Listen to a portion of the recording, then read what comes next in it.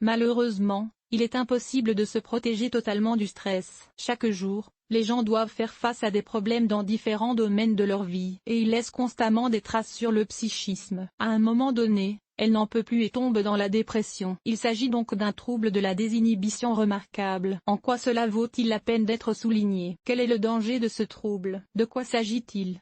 Le trouble inhibiteur de l'anxiété est un ensemble de névroses comprenant des troubles généralisés de la panique et des troubles sociaux, ainsi que certaines phobies. D'après les recherches, il est plus fréquent que les autres troubles mentaux. 5 Un homme sur 5 présente certains de ces symptômes. Actuellement, le trouble de suppression de l'anxiété n'est considéré que comme un diagnostic préliminaire. Il ne s'agit donc pas de la classification la plus courante. Toutefois, les experts prévoient de l'introduire en tant que catégorie diagnostique distincte dans la CIM-10. Comme l'indiquent les noms, les principales manifestations des troubles de suppression de l'anxiété sont l'anxiété et la dépression. Ni l'une ni l'autre ne se distinguent ou ne se renforcent particulièrement, ce qui complique grandement le diagnostic. Il convient de noter que les femmes sont plus fréquemment confrontées à ce trouble, qui se caractérise par des changements hormonaux liés à une vie spécifique, menstruation, ménopause, etc.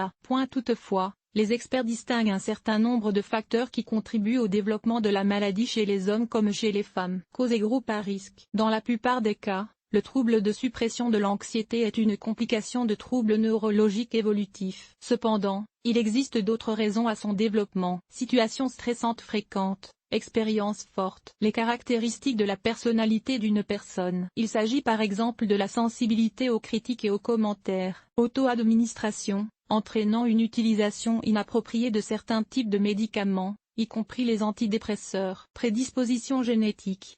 Activité physique excessive. Alimentation inappropriée. Carence en acides aminés.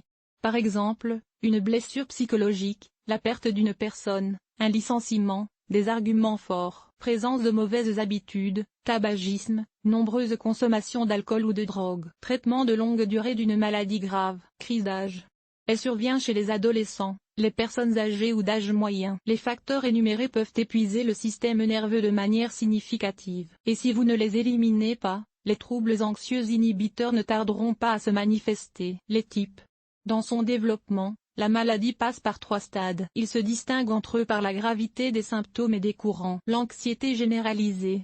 Les personnes se sentent anxieuses sans raison apparente. Elles se manifestent non seulement par de la mauvaise humeur, mais aussi par un malaise physique. Des problèmes apparaissent au niveau du tractus gastro-intestinal, de l'insomnie, de la mauvaise coordination des mouvements, de la fatigue excessive et des performances médiocres. Cette phase est considérée comme facile et n'est donc généralement pas difficile à éliminer. Mixte parmi les symptômes, celui-ci se distingue particulièrement. Larmes, humeur maussade, problèmes de sommeil, irritabilité et faible estime de soi. Ils se manifestent à la fois, l'un après l'autre. Elles sont observées sur une période de plusieurs semaines, voire de plusieurs mois. Le trouble anxieux mixte avec suppression est le stade moyen de la maladie. Trouble anxieux mixte. Stade le plus sévère. Il se manifeste par l'apparition de peurs diverses. La personne craint les hauteurs, les serpents, les araignées, l'obscurité, etc. Elle éprouve des sentiments désagréables même si les facteurs effrayants ne constituent pas une menace. Le plus grand danger est la pensée du suicide. Symptômes et signes.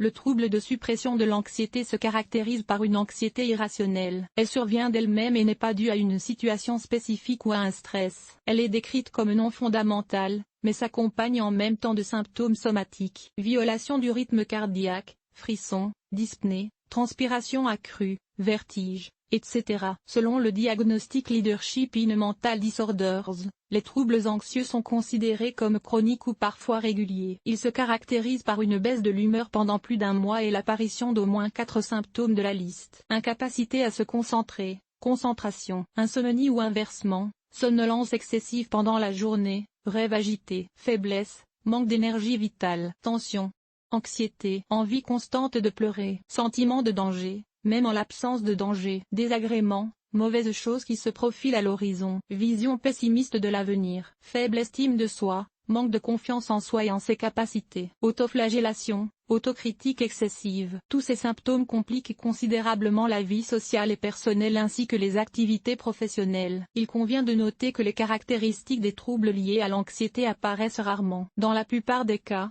la maladie se manifeste par une détérioration généralisée du bien-être. Ainsi, apparaissent la tachycardie, l'anxiété, la sensation de manque d'air, les problèmes de digestion des aliments, etc. Il est donc très difficile de poser un diagnostic correct. C'est pourquoi de nombreux patients s'adressent aux spécialistes compétents pour le traitement de la pathologie somatique. Différence de symptômes entre les femmes et les hommes. Les femmes sont souvent confrontées à des sautes d'humeur, à l'hystérie et à l'anxiété, tant pour elles-mêmes que pour leurs proches. Ils perturbent également le fonctionnement du tractus gastro-intestinal et une sensation de gorge comme somnolente apparaît. Chez les hommes, le trouble qui infecte l'anxiété se manifeste par une tension générale, l'anticipation de quelque chose de mauvais, l'insomnie, une agressivité démotivée et une fatigue excessive. Ils se renferment généralement sur eux-mêmes en essayant de survivre seuls aux moments difficiles. Enfants et adolescents. Les troubles qui infectent l'anxiété peuvent survenir à tout âge. Les enfants et les adolescents peuvent présenter les symptômes suivants. Par exemple, phobie, peur des étrangers, des endroits bondés, de l'obscurité. Obsession et comportements qui, avec le temps, se transforment en troubles obsessionnels compulsifs. Attaque de panique. Tentative de se faire du mal. Pensée de mort. Hyperactivité. Insomnie. Douleur abdominale. Manque d'appétit. Agressivité. Comportement associatif. Les symptômes peuvent s'intensifier si l'enfant ou l'adolescent doit s'adapter à une nouvelle situation. Cela peut se produire lors d'un déménagement ou d'un changement d'école. TDR avec attaque de panique. Les attaques de panique sont des crises d'anxiété craintive et inattendues. En fait, il s'agit d'une conséquence naturelle d'un état d'anxiété accru. Le psychisme, qui se trouve dans un état de tension depuis longtemps, n'en peut plus à un moment donné et la panique s'installe. Les crises s'accompagnent généralement de symptômes tels que étourdissement, poumons gonflés, transpiration excessive, étouffement, boule dans la gorge, difficulté à inspirer et à expirer, douleur thoracique, nausées, ventre irrégulier, peur de la mort, peur de faire quelque chose de fou ou de stupide, par exemple de sauter du toit d'un grand bâtiment. Les symptômes énumérés disparaissent en 10 minutes environ. Cependant, les crises de panique dans leur ensemble sont préjudiciables au psychisme. La personne craint une nouvelle répétition, ce qui accroît encore l'anxiété. Il s'agit en fait d'un cercle vicieux. Les troubles qui infectent l'anxiété provoquent des crises de panique et exacerbent la dépression. Danger pour l'homme. L'ignorance des symptômes et l'absence de traitement entraînent des conséquences très désagréables. Les crises de panique peuvent être prolongées, jusqu'à 1 heure, et peuvent entraîner le développement de maladies cardiaques et des vaisseaux sanguins. Les troubles anxieux entraînent une détérioration des relations familiales et professionnelles. La personne n'éprouve plus de plaisir à vivre. Elle n'a plus envie d'aller de l'avant et de se développer. Dans les cas particulièrement graves, tout se termine par un suicide. Le diagnostic. Comme indiqué plus haut, il est difficile de diagnostiquer le trouble anxieux supprimé en raison de la faible gravité de ses principaux symptômes. Les experts ont donc recours à des tests spécifiques pour établir le diagnostic. Échelle de Zoom, questionnaire Beck, échelle de Hamilton, échelle Montgomery, iceberg. Le médecin évalue les indicateurs suivants. Symptômes de dépression et d'anxiété. Ils sont associés à des symptômes somatiques du trouble. L'état s'aggrave pendant au moins 1 mois. Le patient réagit de manière aiguë au stress. Tout ce que vit une personne n'est jamais associé à la santé physique. Des diagnostics de laboratoire, y compris des analyses générales de sang et d'urine, des analyses biochimiques et hormonales, sont prescrits afin d'exclure une maladie des organes internes. Le cas échéant, les procédures suivantes sont effectuées: ECG, échographie, radiographie, et IRM et CT, etc. Comment traiter la dépression anxieuse? Un plan de traitement ne peut être déterminé par un médecin qu'après un examen de la personne. Pour obtenir de l'aide,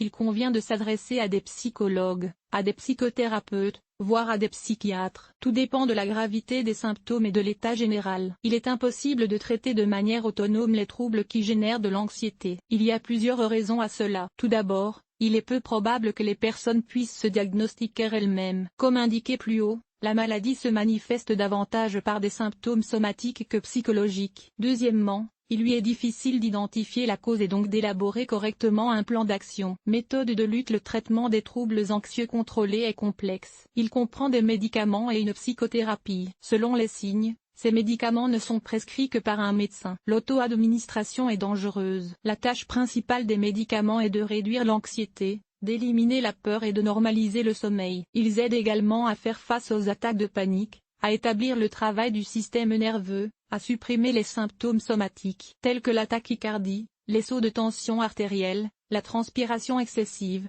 etc. Les schémas thérapeutiques sont choisis individuellement pour chaque patient. Les massages et eux sont presque toujours prescrits dans le cadre de la physiothérapie. Ces procédures contribuent à la relaxation, soulagent les tensions et aident à lutter contre l'insomnie. La psychothérapie doit être mentionnée séparément. Elle est très efficace.